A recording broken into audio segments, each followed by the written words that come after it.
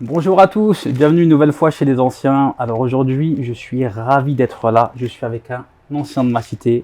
Donc j'ai grandi. Lui, c'est un grand par rapport à moi. On a grandi à Colombes ensemble. Et aujourd'hui, je suis dans son bureau à la mairie de Colombes. Donc je vous présente Nordine. Nordine Kalika. Comment tu vas, Nordine? Ça va très bien. Je suis ravi de vous accueillir ici dans mon bureau. Et c'est avec un grand plaisir que je vais pouvoir discuter avec vous, échanger un petit peu sur ma vie. Donc voilà, c'est parti. Ah ouais, on attend tout ça avec impatience. Dans un premier temps, est-ce que tu peux te présenter pour celles et ceux Bien qui ne sûr. te connaissent pas? Alors moi, c'est Nordine Kelika. Je suis le deuxième d'une fratrie de 10 enfants. Donc comme tu l'as dit, j'ai grandi à la cité Estienne d'Orve à Colombes. De parents modestes, on va dire, un papa qui travaille, une maman qui s'occupe des enfants.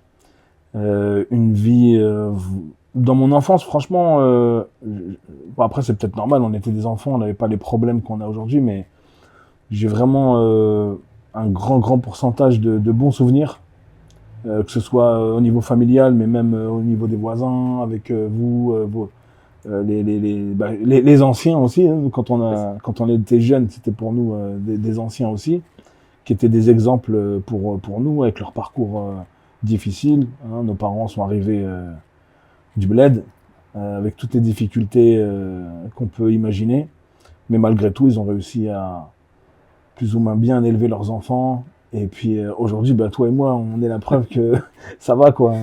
Ils ont fait du bon travail. C'est vrai, c'est vrai. Il y a un petit hommage à eux. Ouais.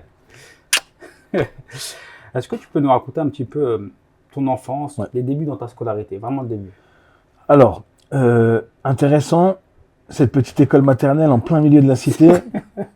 Tu vois, ça te fait rire parce que je te fais revivre des moments. En plus de ça, elle était collée à ton immeuble. Exactement. Et donc, pas très compliqué pour y aller, mais toujours accompagné de la maman ou du papa pour aller donc à la maternelle Jean Moulin. Je la cite comme ça fera venir des souvenirs à ceux qui regarderont la vidéo et qui connaissent. Donc, maternelle Jean Moulin, école Léon Bourgeois. Je me souviens, comme elle était dans notre secteur, c'était en fait l'école primaire de secteur, mais elle était un peu loin, donc on avait le car qui venait nous chercher en bas de la cité, et il fallait pas le louper parce que sinon t'arrivais forcément en retard, et ça c'était pas bon. Donc le car, déjà rien que dans le car, déjà tu comprenais déjà un peu la mentalité et l'ambiance qu'il y avait entre nous, parce que c'était la teuf, quoi. Il y avait toujours un ou deux animateurs à l'intérieur. Le chauffeur, c'était pratiquement toujours le même, donc on avait même familiarisé avec. Et voilà, toute ma primaire à l'école Léon Bourgeois, le collège Gay-Lussac. Et en fait, il y a quand même une différence. Tu passes du monde des bisounours à un autre monde. Je l'ai vécu aussi. C'est un autre monde en fait. Je me souviens même de la rentrée, comment j'étais vraiment en panique. Hein. Pour moi, c'était. C'est-à-dire, En fait, ce qui m'est marqué, je m'en rappelle encore, c'est que tu sors de la primaire, ou même physiquement, tu vois, tu as des gens qui sont plutôt comme toi, quoi. Mais quand tu arrives là-bas, faut te dire que tu vas croiser des troisièmes. Toi, tu arrives en sixième, les troisièmes, ils ont de la barbe, ils sont costauds, et il y en a certains, je me disais, mais c'est pas possible, c'est des profs, et je les voyais avec des sacs à dos. Donc ouais, le choc, il a été de courte durée parce que tu te familiarises vite. Ce qui est intéressant au collège en sixième, c'est que tu vas te retrouver avec des personnes que tu connaissais de vue, d'autres cités, et puis finalement, c'est là que tu commences à connaître des personnes d'autres cités. On va dire en primaire encore, tu es avec tes voisins, avec des gens proches. Mais là, tu passes un cap. Tu rencontres, moi je me rappelle, mes amis du Yuri Gagarin, des amis de Cité de l'Europe, de Valmy, il y en avait aussi de Valmy. Donc le collège, tu vois, ça a tout de suite ouvert ou cassé un petit peu des barrières, on dirait, de cité, en vérité, d'une cité à l'autre. Donc tu fais des nouvelles connaissances, et puis voilà. Le lycée, Ouais, après là, je suis obligé de faire une pause. Parce que du collège au lycée, en fait, moi j'avais des espérances. Et c'est vrai que dans certaines chansons de rap, on parle tout le temps de conseillères de désorientation. Mais moi, je vous jure que c'est une vérité, ça. C'est une vérité. Après, dans quoi ils m'ont mis, j'ai pas tout de suite aimé, mais au niveau du bac pro, c'était beaucoup plus intéressant. Ça touchait l'écologie, l'environnement, etc. Et ça remonte, hein. C'était dans les années 90. Et aujourd'hui, c'est tendance, hein. Tout le monde est un peu inquiet pour l'écologie et tout, mais moi, j'ai fait des études là-dedans. Et je me retrouve dans une mairie avec un maire écolo. Ça va comme quoi. Ouais, comme quoi, c'était pas prévu, mais on prend, hein. Exactement. Donc, non, tout ça pour te dire, moi, la désorientation, je crois qu'on est beaucoup à l'avoir subi, malheureusement. Après, pour être honnête, est-ce que si on avait mieux travaillé, on aurait été voir la conseillère d'orientation? Ça aussi, il faut se poser la question. Quoi qu'il en soit, j'ai pas aimé mon orientation. Les 2 premières années en BEP, mais le pire, c'est que sans travailler, sans rien, j'ai eu, je sais pas comment que ça c'est possible, mais cette année-là, on pouvait passer et le CAP et le BEP, donc avoir 2 diplômes. Donc moi, j'ai eu le CAP et le BEP. Ok. Ensuite, je suis rentré dans le bac pro, mais là, après, tu étais vraiment dans un autre monde. C'était au lycée Valmy. Donc en vérité, ma scolarité, je l'ai fait à Colombes. Toute ma scolarité à Colombes, de la maternelle au lycée. Ouais, le lycée, c'était marrant. Là, tu passes encore un cap. Tu es encore avec des personnes plus âgées encore. Une mentalité, voilà. C'est plus des filles que tu as en classe, c'est des femmes. Ouais, Tu vois ce que je veux dire? Tes potes, il y en a certains qui bossent même le soir. Tu vois, tu repasses encore un cap. Malheureusement, j'ai pas eu mon bac pro. Je l'ai un peu négligé. Il y a même des examens, des épreuves où j'ai même pas assisté. Je me suis même pas présenté, donc j'ai eu 0, c'était éliminatoire. Et je disais à ma mère pour la rassurer, t'inquiète, je vais le passer. Tout le monde connaît cette phrase. Je vais le passer en candidat libre. J'ai 46 ans, j'ai rien passé du tout. Ouais. Mais vous verrez dans mon parcours, je me suis rattrapé il y a pas longtemps. On va en parler. Bah, tu me parlais, c'est une belle transition, tu parlais de ta maman. Comment c'était à la maison, étant donné que c'est assez particulier, vous étiez 10. Une fratrie de 10 enfants. Est-ce que tu peux nous raconter quelle était la relation avec la maman, avec le papa, l'éducation, comment elle s'est faite? Parce que quand même, c'est pas toujours facile. Ouais, c'est vrai que c'est pas facile. Mais honnêtement, peut-être qu'ils nous l'ont bien caché, mais j'ai pas de souvenir vraiment un jour où mes parents ils me disent aujourd'hui on va manger du pain dur. Tu vois? Où on a toujours bien mangé, ils faisaient toujours des efforts et on le voyait que c'était difficile, on le comprenait, mais on n'a jamais rien manqué de rien. Après, si tu me parles de ma mère, moi je vais être obligé de te parler de ma grand-mère. Parce que ma grand-mère, elle a été d'un grand soutien pour ma mère. Mon frère est né en 76, mon grand frère, moi je suis né en 78. Mon frère juste derrière moi, Abdelkader, il est né en 60... Il est né en combien, Kader? Non, Kader, il est né... C'est moi 78, lui il est né en 79, pardon. Mon frère 80. Donc tu vois déjà rien que les 4 premiers garçons, on est 10, hein. On est 10 enfants. Les 4, tu vois, on est... Ma mère, la pauvre, elle n'a pas eu le temps de se reposer. Et ma grand-mère, c'est là qu'elle est intervenue en nous prenant... on était même scolarisés à un moment donné à la Tour d'Auvergne, une petite période, pour que ma mère puisse souffler avec les nouveau-nés. Les plus grands allaient chez la grand-mère, dont moi.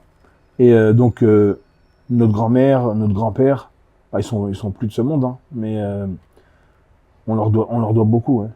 Parce qu'avec eux, en plus de ça, moi j'avais aussi beaucoup de tantes. Ma mère a une famille à Colombes qui est vraiment très grande. D'ailleurs, je leur fais toutes et tous un petit coucou, je les embrasse bien fort.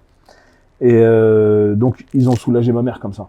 Donc, on a grandi quelques années avec ma grand-mère qui nous a aidés à nous développer, à nous épanouir, etc., etc. Donc, c'était une belle période. Après la séparation, tu vois, chacun la vit un peu différemment. Mais elle venait nous voir souvent, retournait chez nous souvent aussi, tu vois. Donc, voilà. Sinon, ma mère, voilà, c'est comme toutes les mamans maghrébines, hein. Elle est proche des enfants, très protectrice. Après, c'est vrai qu'elle en surveille 2 là-bas, il y en a 2 autres là-bas qui font des bêtises. Donc, mais voilà, ils ont fait ce qu'ils pouvaient. Moi, je pense qu'ils ont bien travaillé. Tout n'a pas été parfait, on va pas se mentir, hein. Mais franchement, je changerais pas grand-chose, hein. Vraiment. Ah, super. Ouais.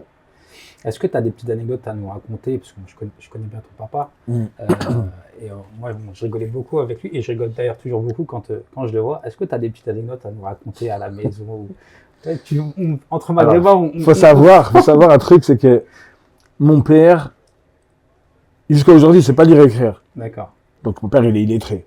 Voilà, sa vie, elle a été très très difficile. Il a grandi au bled. Sa mère, elle est décédée très vite. Il s'est retrouvé vite à s'occuper de ses petits frères et sœurs. Et tu sais ce qui est ouf, c'est que là, j'ai 46 ans. Je connais un peu de la vie de l'enfance de mon père depuis octobre dernier, où j'ai fait un voyage en Algérie avec lui. On a passé 2 semaines. Il parlait jamais de sa vie, mon père. Et nous, très respectueux, on lui a jamais posé de questions sur ça. Tu vois, on respecte. Mais voilà, j'ai appris des trucs, franchement, qui m'ont un peu scotché. Et des fois, je me dis, il y a des fois où on a été un peu impatient, des fois où on n'a pas été assez compréhensif. Et peut-être que ceci explique cela. Tu vois, en vérité, voilà, avec notre âge, la maturité, on comprend mieux les choses. Mais mon père, il était dur. Hein. Mon père, en fait, il est très calme, très silencieux. Tu vois, c'est pas le papa qui va te parler, qui va te dire mon fils, je t'aime, etc. T'as vu? Tout se passe dans des petits gestes et tout ça, faut le comprendre. Mais voilà, il n'y a pas trop de tendresse, on va dire. Je vais dire la vérité. Aujourd'hui, il y en a beaucoup. Tu vois, aujourd'hui, il y en a beaucoup. À mon daron, je fais des câlins, je l'embrasse. Tu vois, il n'y a pas de hachma, il n'y a rien. Il n'y a pas de honte. Je traduis, traduction. Et donc, mon père, une anecdote marrante, ça va vous faire comprendre un petit peu dans quelle atmosphère on vivait avec mes frères. On jouait dans le parc, tu sais, derrière la cité, là. Ouais. Et on avait un pote, Erwan. Il jouait avec son skate et il a voulu sauter les 3 marches de l'école maternelle, justement, Jean Moulin. Et en fait, il n'a pas maîtrisé son saut et le skate est parti dans la vitre. Donc, il a cassé la vitre, il a pris son skate, il s'est sauvé. Nous, on était là, on jouait et tout ça, mais c'est pas nous qui avons. Et mon père, je sais pas comment il l'a su, il nous a juste dit mettez vos chaussures, descendez. On savait même pas pourquoi. On a été voir une voisine au rez-de-chaussée. Entre guillemets, c'était une grosse facho. Excusez-moi de le dire comme ça, mais c'était une grosse facho. Elle a à peine entrouvert la porte. Elle a vu mon père, elle nous a vu, elle a dit c'est lui. Dans le hall, il nous a schlawat. Ah ouais. Le gars qui a fait ça, il est venu, il était tellement mal, il est venu voir mon père et il lui a dit. Il a dit ouais, écoutez, monsieur Kelika, c'est pas vos enfants qui ont fait ça et tout ça. Ben, mon père, il a rien fait. Il aurait pu venir dire, voilà, excusez-moi et tout, j'ai fait. Pour lui, c'était pas grave. À ce moment-là, on le méritait, on a pris la tréha. Et le pire, c'est quoi des fois? C'est que, il y en avait un des 4 grands. C'est vrai que moi, je parle souvent de moi et mes 3 frères, les plus grands. Parce que j'ai 4 sœurs et 2 plus petits frères, mais c'est vrai que c'est des générations différentes, quoi. T'as vu, c'est compliqué. Mais nous, quand il y en avait un qui faisait une bêtise, très souvent, les 4, on prenait une tréha. Des fois, on savait même pas. Et pendant la tréha, on lui disait, c'est toi. C'est toi. Tréha, c'est fessé pour oui, pardon. Oui. Non, mais c'était. Maintenant, j'en rigole, mais c'est vrai que sur le moment, franchement, on rigolait pas. Faut savoir que mon père, il était terrassier. T'as vu, c'était un gars, il faisait des travaux dehors. T'as vu, il avait des mains. Voilà, et des fois, ça lui suffisait pas.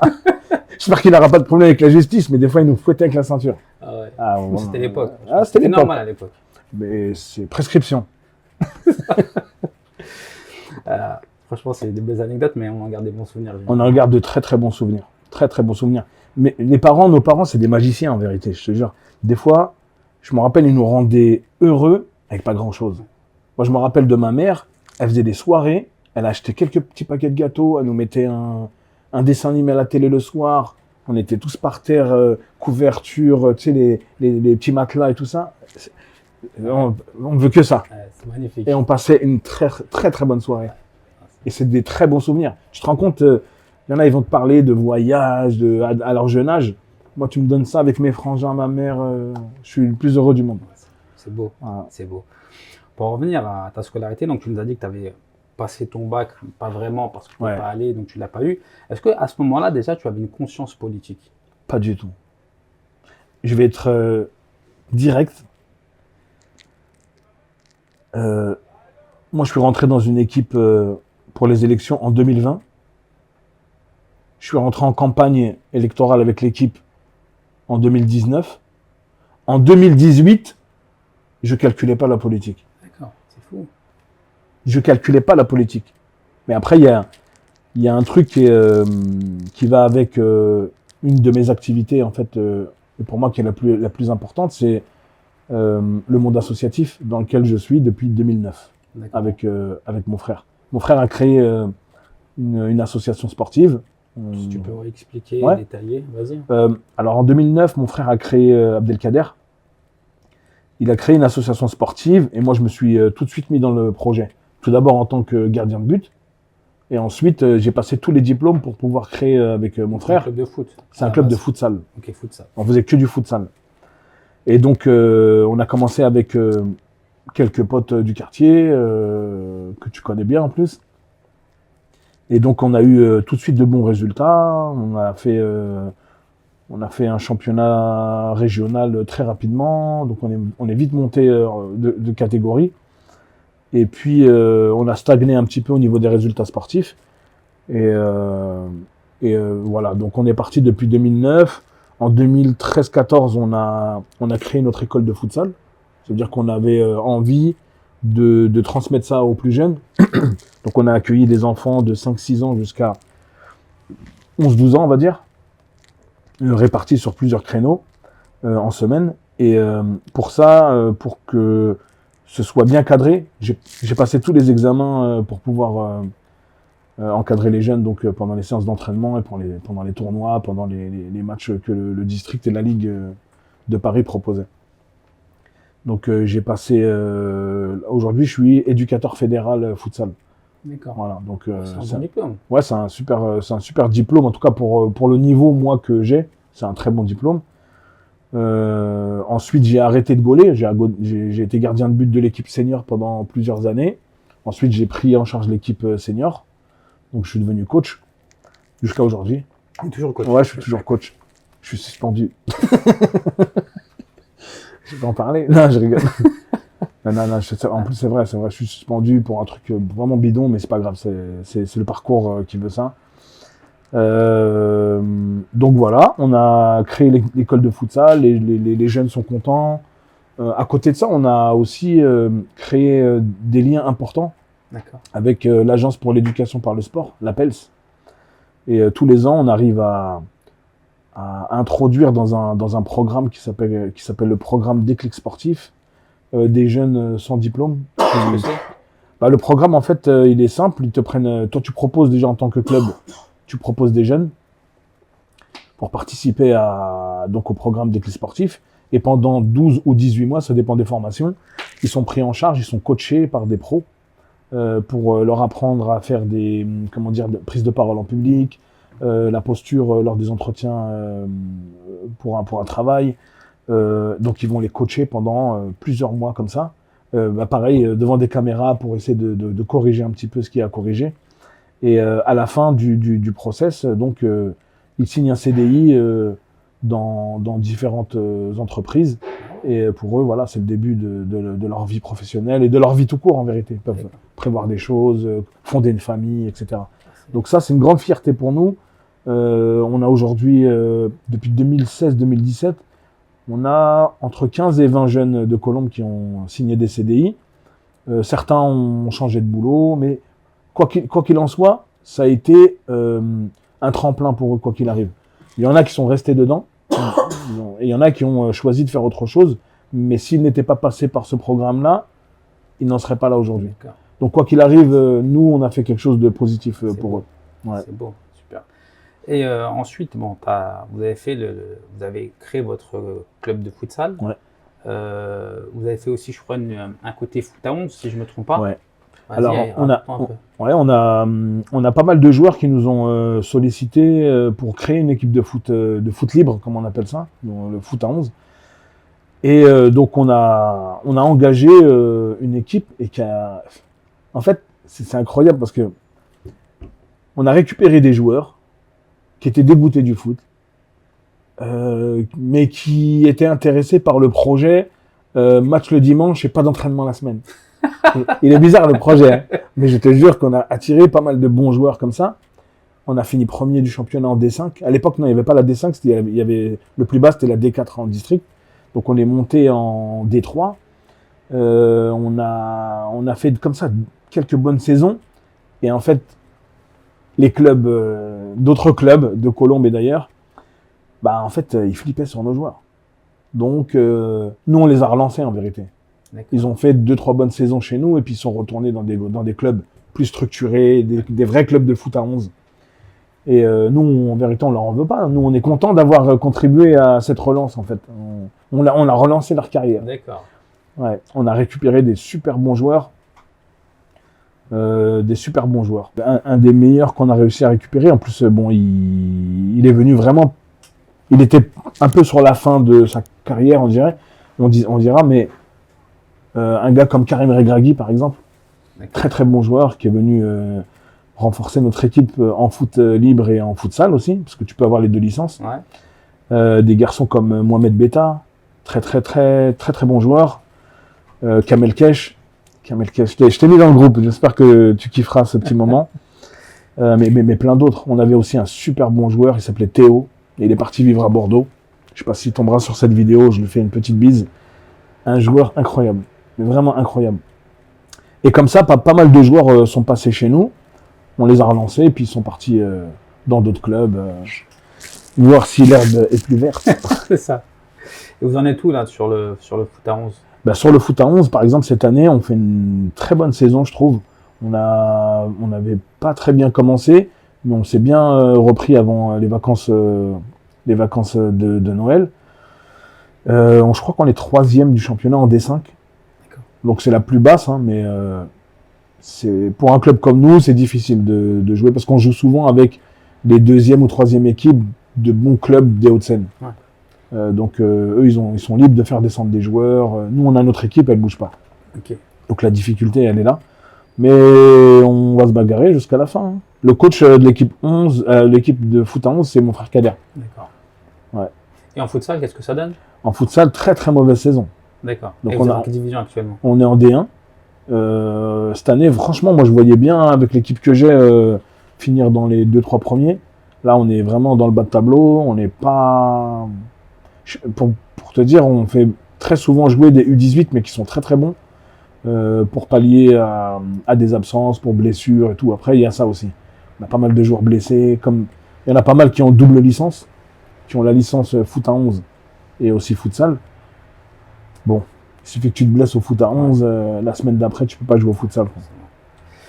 Bon, aujourd'hui, on est à la mairie. Ouais. Donc, on a fait un bond. Comment tu t'es retrouvé ici? Est-ce que tu peux nous raconter, au début, tu nous as dit que tu n'avais pas de conscience politique. Comment ça arrivé concrètement et la suite? Alors, la vie associative, qu'on le veuille ou non, à un moment donné, elle va toucher le politique. Nous, on s'y attendait pas. On aurait bien voulu ne jamais avoir affaire avec le monde politique, mais quand ton club a besoin de subventions, tu es obligé de passer par la mairie. Les subventions, elles sont arbitrées par les élus en place. Quand tu as besoin de t'entraîner un peu plus, tu demandes plus de créneaux. Tu vas demander ça au service des sports, mais qui c'est qui signe cette demande quand elle est acceptée ou refusée? C'est l'élu au sport. Et en fait, on a eu 2 mandats difficiles, mais différents. Le premier mandat, ça a été un mandat, c'était Philippe Sarr, qui était maire de Colombes de 2008 à 2014. Et en fait, lui, il était OK pour nous aider. Il voyait bien qu'on faisait du bon taf, que ce soit sportif ou sur l'insertion, etc., qu'on faisait des projets, on organisait des gros tournois. On l'invitait, ça aurait été un autre maire, on l'aurait invité aussi. Hein. Et derrière, on ne voyait pas beaucoup de résultats, en fait. Donc on s'est dit, les politiques, ils viennent de temps en temps prendre la lumière, mais quand il faut sortir une subvention ou quand il faut soutenir le club, c'est pas trop ça, quoi. Donc on s'est dit, bon, on va patienter. Le mandat, il arrive à la fin et on n'a rien vu, quoi. On a eu quelques créneaux, c'est pas suffisant. Si toi t'en demandes 4, ils vont t'en donner 1 ou 2. Donc en fait, ils vont se baser juste sur ce qu'ils te donnent. Ouais, mais on vous a quand même donné 2 créneaux. Ouais, mais on vous en a demandé 4. Et en fait, 4, c'est le minimum pour bien tourner. 2, on tournera mal. on va être trop sur le terrain, on va faire jouer les U18 avec les seniors, c'est pas confortable.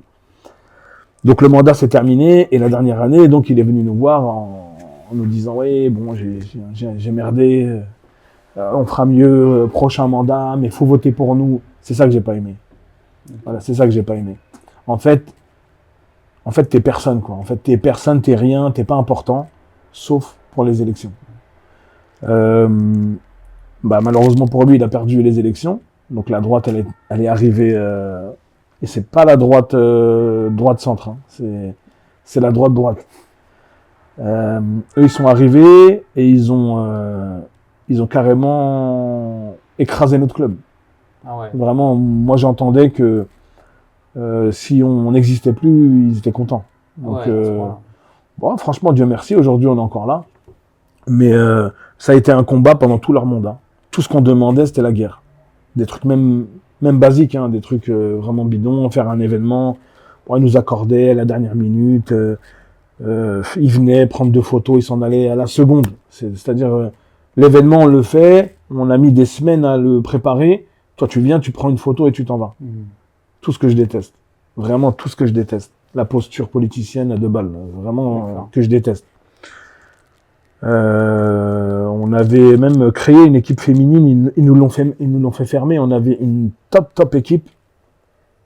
Quand je parle de l'équipe féminine, je peux pas m'empêcher d'avoir une pensée pour Émilie. Émilie, elle nous a quittés pendant le Covid. Donc je fais un petit clin d'œil, un petit hommage à elle et à sa famille. Je ferme la parenthèse. Et donc on avait fait une équipe féminine, elle était incroyable en plus, notre équipe, vraiment très très forte, les joueuses très très fortes. Et malheureusement, des fois il fallait choisir. Elles s'entraînaient sur un créneau des gars, les gars n'étaient pas contents. On a été obligé de rendre le créneau aux gars. Les filles s'entraînaient plus, et les filles sans entraînement, elles voulaient plus jouer. Voilà. Donc quand je te disais, tu vois, quand on te demande 4 créneaux, c'est qu'on a des raisons de le demander. Si tu nous en donnes 2, à l'intérieur, nous, tu vas pas le voir toi parce que tu es dans ton bureau, mais il y a des conflits, on ne sait pas qui privilégier. Mais en vérité, on le sait. Malheureusement, on a privilégié la section masculine. Et les filles sont parties. Donc, on a arrêté le futsal féminin, c'est dommage. Et puis, donc, on bagarre tout le temps. Avec la municipalité qui était en place de 2014 donc à 2020. Et franchement, ça s'est fait... comme ça, j'ai eu une discussion avec mon frère. Je lui disais, mais tu sais quoi, je crois que je vais m'engager. Je crois que je vais m'engager. Je sais pas comment ça va se faire, mais si je peux apporter quelque chose de positif pour plus avoir des gens comme ça. Tu sais, tu tapes à la porte et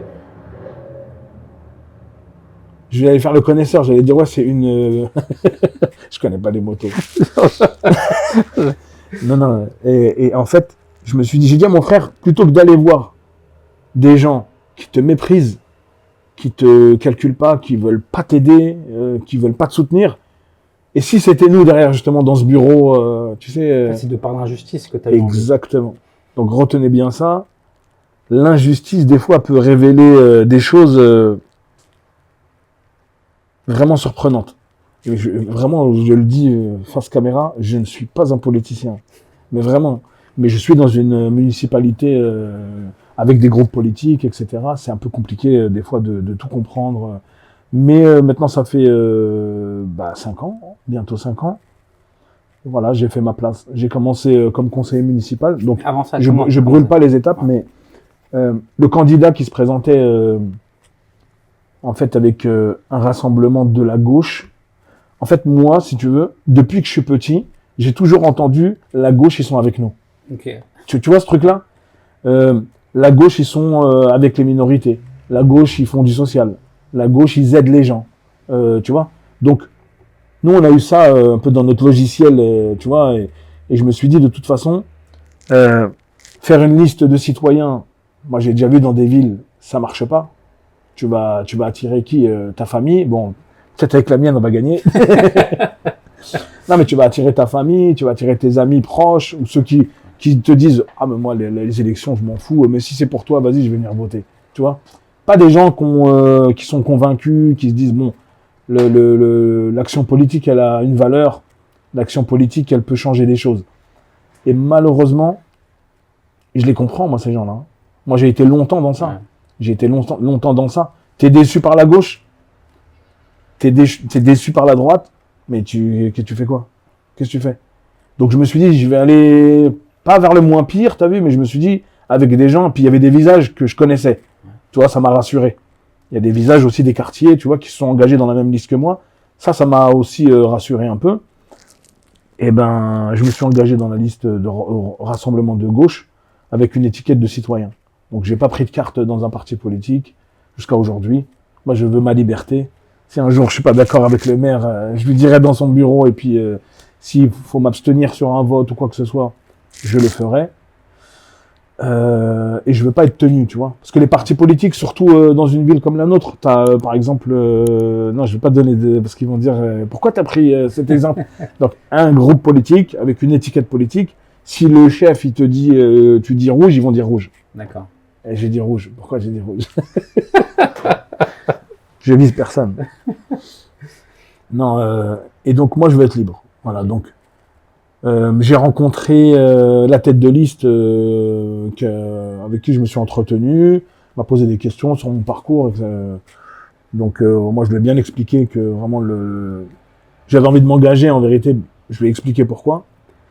Mais que la politique en elle-même, c'était pas quelque chose dans laquelle je place ma confiance, quoi. Mais j'ai envie de faire changer un peu les choses. Et je me dis, peut-être que derrière, il y a des gens qui vont me voir. J'ai pas envie d'être un exemple, hein, parce que en vérité, je sais même pas si c'est bien ce que je fais. En tout cas, moi, tous les jours, j'essaie de faire des trucs bien. C'est cette action-là, moi, qui m'intéresse.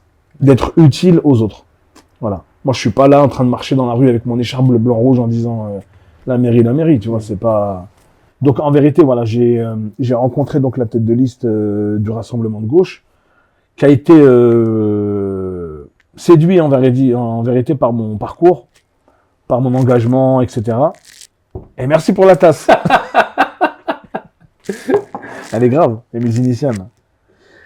Donc il a bien aimé le parcours, l'engagement, tu sais, associatif. En plus, je te dis la vérité, que ce soit moi, mon frère, même les autres dirigeants, on fait toujours des trucs, mais il nous dit, mais c'est mortel ce que vous faites.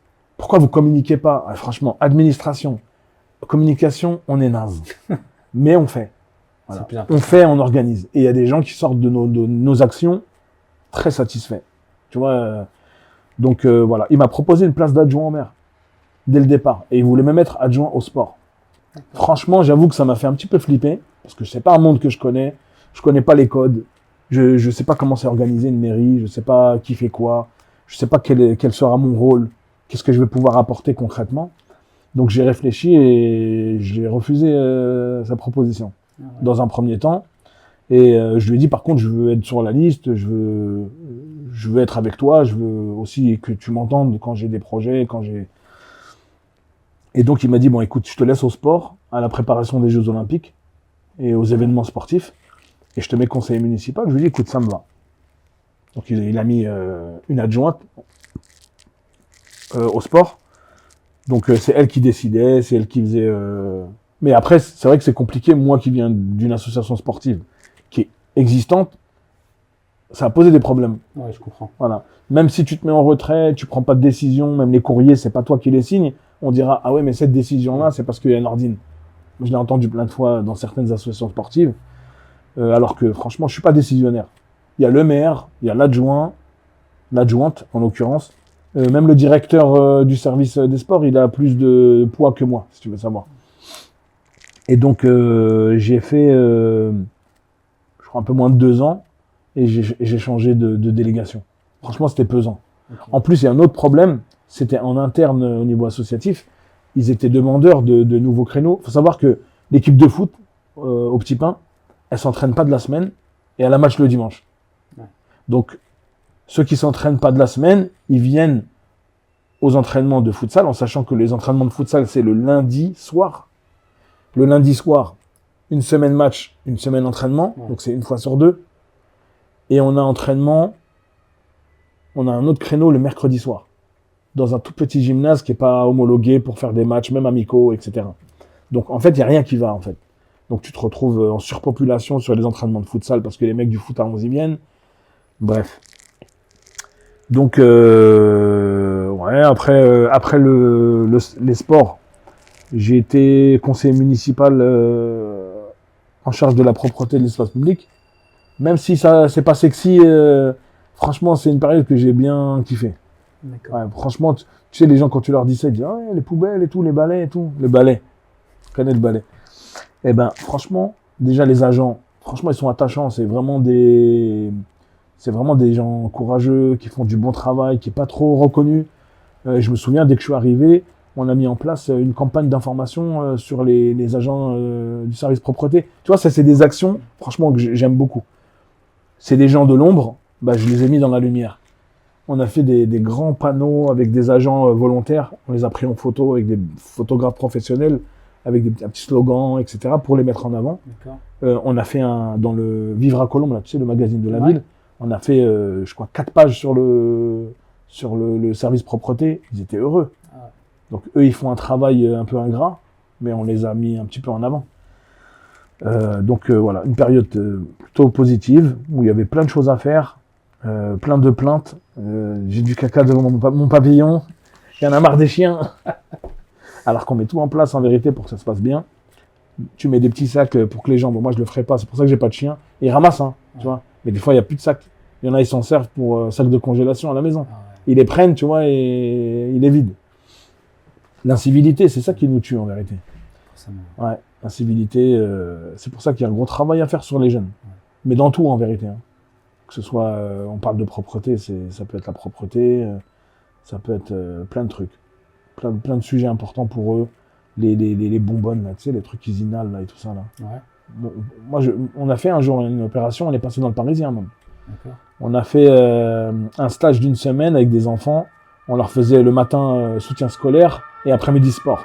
Et c'est nous qui faisons les séances de sport. On leur a pas fait que du futsal, on a fait du basket, du handball. On a fait une opération Clean Challenge. On a ciblé un endroit dans Colombes où il y avait, tu sais, les petites bonbonnes grises là. C'est les gars qui font des ballons là. Ah, tu vois, ouais. Et on a ramassé beaucoup de petites bonbonnes et ça nous a permis de sensibiliser les jeunes qu'on avait en stage. Mais à travers une vidéo qu'on a partagée massivement, on a pu aussi toucher pas mal de monde sur ce produit qui est très très dangereux pour la jeunesse. Ouais. En fait, il ne faut pas attendre qu'ils arrivent à un certain âge pour leur dire c'est pas bien. Si on peut les avoir dès le plus jeune âge et leur expliquer que ça va les détruire psychologiquement, physiquement. Pour revenir à ce que tu disais par rapport aux infrastructures, parce que je ne sais pas si tu as eu l'occasion de voir, on a fait plusieurs podcasts qui s'appellent Quelle chance d'habiter la France. On a parlé des infrastructures. Et nous, comme tu le sais, on vit à l'étranger. En France, il y a des choses qu'on ne retrouve pas à l'étranger. Et là, tu parlais des sacs qu'on vole.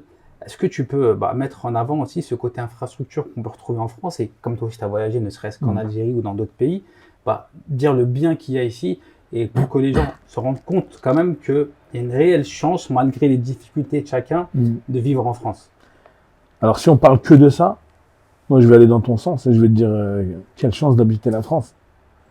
Après il y a d'autres sujets qui ternissent un petit peu tout ce qu'il y a de positif en France, mais si on se focalise juste sur ce que nos villes mettent à disposition pour les associations, pour le loisir, etc. Bien sûr, c'est une chance. C'est une chance. Après, il y a un truc, je vais pas en revenir aux politiques, mais quand c'est concerté avec les gens qui vont utiliser, par exemple, tu as vu à la Cité, ils ont mis des appareils de musculation pour personnes en situation de handicap. C'est vrai qu'ils sont pas trop utilisés par les personnes en situation de handicap, mais ça a été une concertation avec les habitants. Les habitants ont dit voilà, nous on voudrait bien avoir ça. C'est une chance ça, d'être interrogés et que nos réponses soient prises en compte et que finalement il y a quelque chose de concret qui sort de ça. Le terrain, le synthétique. Dès que je suis arrivé, moi à la Cité ils sont pas difficiles. Ils m'ont dit Nordine, franchement on a besoin de rien. Dis au maire qui nous met un synthétique. Eh ben on a fait un synthétique. On a fait un synthétique dans le terrain. Là, des fois, je passe, c'est un terrain où j'ai fait les plus beaux matchs de ma vie. Ah ouais. Et ben là, aujourd'hui, je passe, t'as vu, des fois, mon cœur, il se serre. Je vois les petits en train de jouer dessus et tout. Moi, je suis content. C'est pas grand chose. Il y a d'autres choses plus importantes. Moi, j'aimerais bien aussi qu'on fasse pas que ça, en fait. Dans les quartiers, tu vois, qu'on dise, on va leur mettre un terrain synthétique et ils vont nous laisser tranquilles. Non. Aujourd'hui, les jeunes, je vous le dis, ils aspirent à beaucoup plus de choses. Ils veulent évoluer, ils veulent monter d'un cran.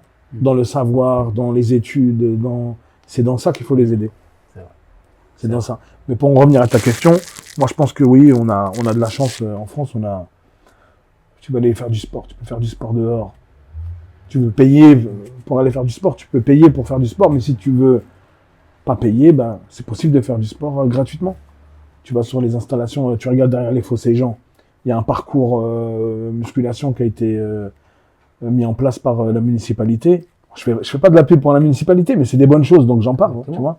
Après, tu vas me parler d'un autre sujet, je vais te dire clairement, ça c'était naze. Mais ça, c'est très bien. Et c'est pas moi qui le dis, c'est les gens qui l'utilisent.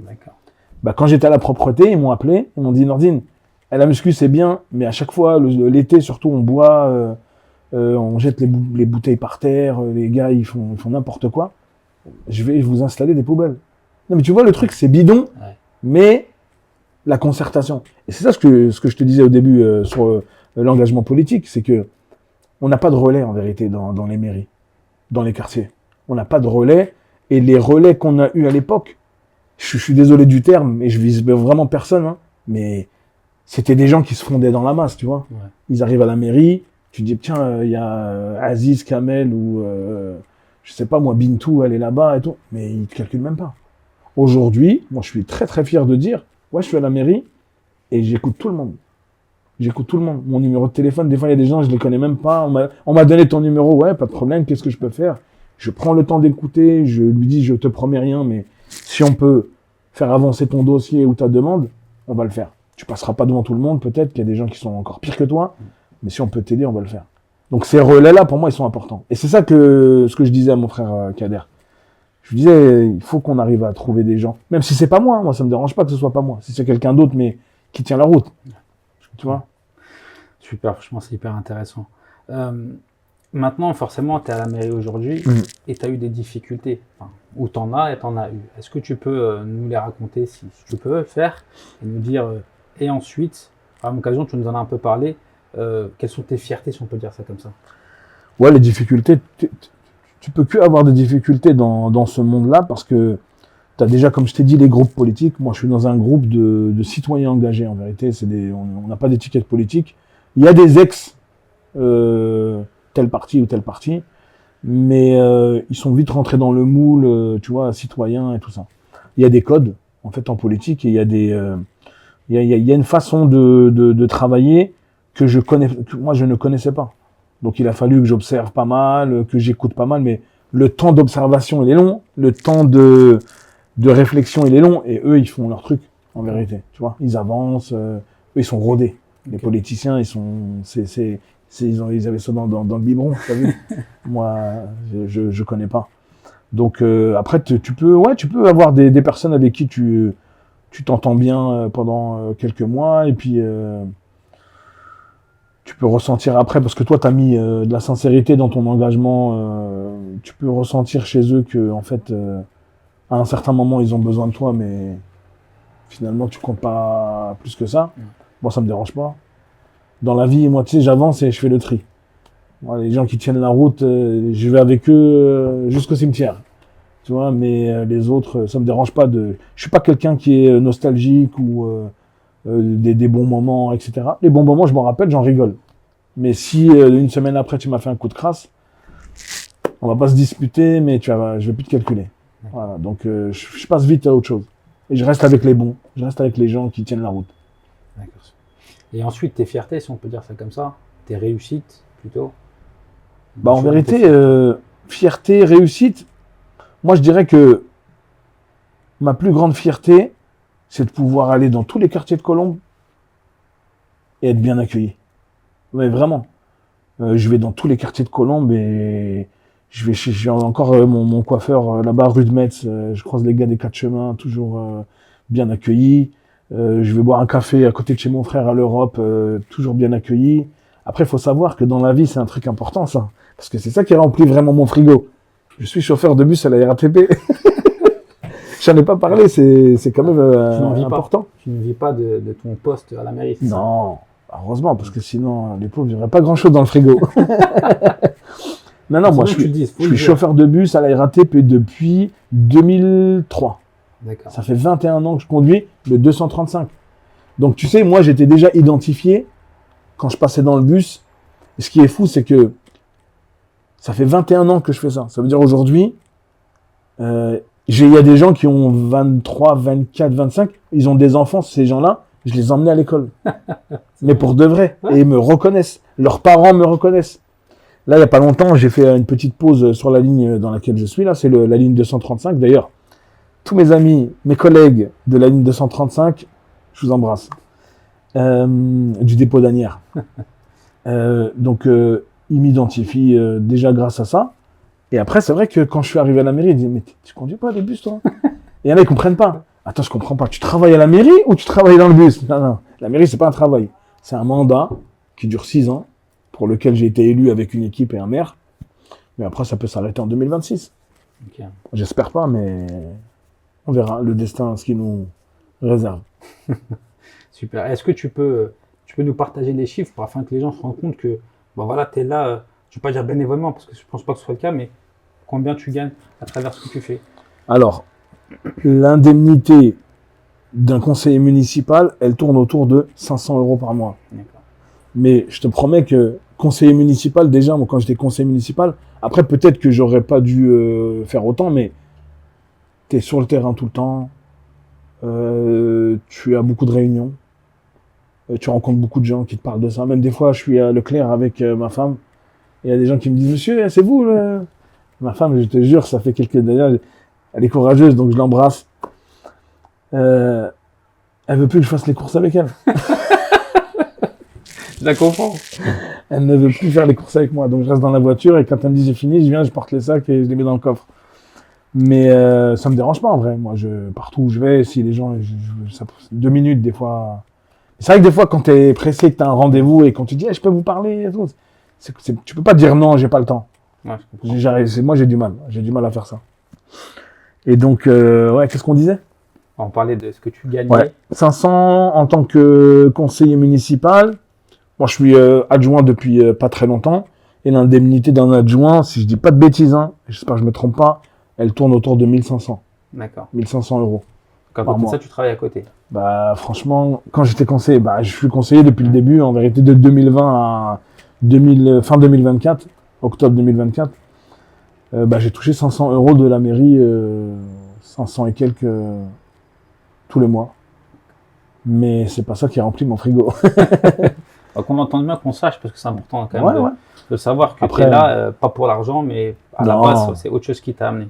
Non, C'est important de le vraiment, dire. si c'était pour l'argent, franchement, il y aurait pas beaucoup, il y aurait pas, ouais, ce serait. Après, il y a plein de gens, moi, dans mon équipe, sont très engagés aussi, des gens avec qui je m'entends super bien, des personnes qui se donnent pour les autres, et c'est ça qui me fait plaisir et qui me fait continuer, quoi. Ah, super. Bah, écoute, là, le podcast, il touche à sa fin. Je vais te laisser le mot de la fin. Ce que tu peux dire à nos auditeurs, aux gens de Colombes, en général, je te laisse la parole. Bon, déjà, respecter les anciens. Les anciens et les anciens. Qu'est-ce que je pourrais dire? Déjà, j'espère que mon témoignage, il fera ressurgir des souvenirs dans la tête de personnes que je connais ou même que je ne connais pas. Des fois, on a une vision sur les gens sans connaître leur parcours. Ça, faut respecter le parcours des gens. Le parcours des gens, des fois, il est très très compliqué. Et à la fin, tu arrives un petit peu dans la lumière et les gens, ils voient que ce moment-là, tu vois.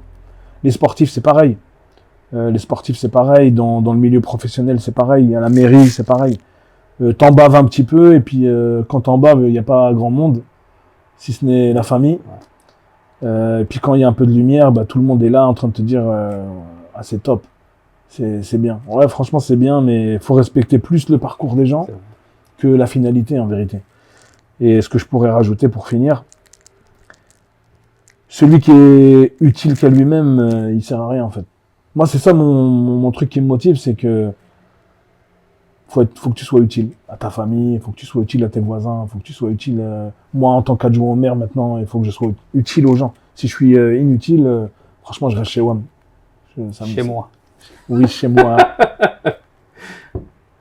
Ah, super. Bon, écoute, en tout cas, ce qui ressort et ce qui ressort de beaucoup de personnes, parce qu'on t'interviewe, c'est que tu es hyper intéressant, c'est qu'encore une fois, c'est le partage. Tu parles de partage. Et à travers le partage, on reçoit aussi. Et ça, c'est important de le dire. Exactement, mon cher ami Hamou. Exactement. Exactement. Mais pour en revenir au début de notre discussion, tout ça, ça part de là. Ça part de l'enfance. Ça part de l'enfance. Quand tu es capable de partager pas grand-chose avec du monde et que tu grandis avec, ça te lâche pas. Ça. Voilà, ce sera le mot de la fin. Bah, écoute, merci beaucoup, Nordine. Merci à toi, mon frère. En tout cas, c'était un réel plaisir. Ouais, moi aussi. Dans ton bureau à la mairie. Je suis fier de toi. Et moi, je suis fier de toi aussi. Merci, mon frère. Merci à toi. Bah, écoutez, les auditeurs, des anciens, en tout cas, merci beaucoup d'être restés jusqu'au bout. Surtout, n'oubliez pas de commenter, de partager, de liker. Et on vous dit à très vite. Ciao. Ciao.